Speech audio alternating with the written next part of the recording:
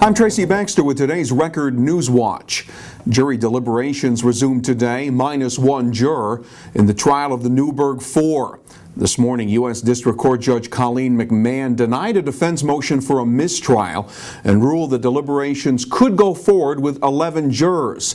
The judge dismissed the 12th jury member after it was learned that she had seen a document that had not been placed into evidence.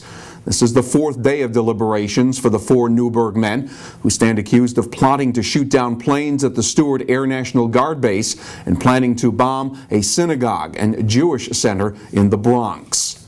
Republican gubernatorial candidate Carl Paladino is back in the Hudson Valley today with campaign stops at Viking Industries in New Paltz and in Kingston for a walking tour of the city's uptown business district. Today's appearances come on the heels of Saturday's visit to the town of Wallkill, where about 150 Paladino supporters gathered to greet him outside the local Tea Party headquarters. A group of protesters were there as well. No to call, no pay to play. Here we have no experience, no solutions, run for New York.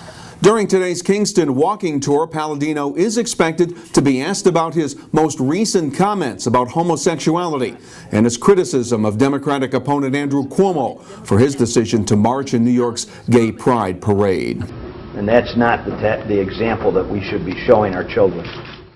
Murder suspect Richard Giga is scheduled to be brought into a Tonawawasing courtroom Wednesday afternoon. That's where the Rockland County man is due to be arraigned on a second-degree murder charge for the fatal stabbing of a security guard at a substance abuse rehab facility last week.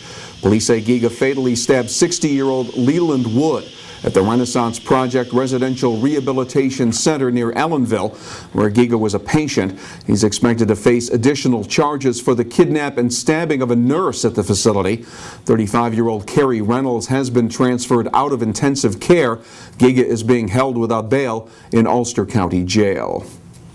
Just got a little easier to get a divorce here in New York State. The state's no-fault divorce law took effect today. It allows couples to get a divorce without having to assign blame.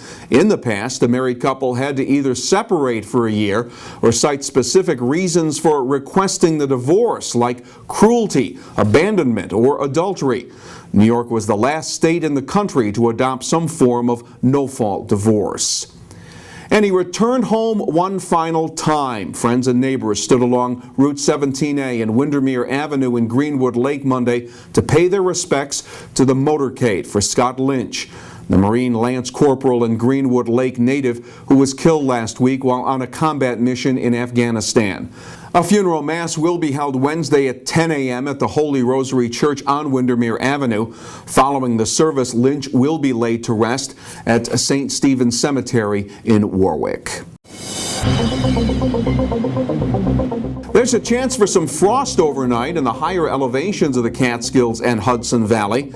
As for tomorrow, it'll be sunny and cool with the high temperatures around 60 degrees. Thursday, clouds move back in and they'll bring along rain late in the day. The highs will be in the low 60s. Keep clicking back here at Record Online for breaking news and get a comprehensive look at all the news in tomorrow's Times Herald Record.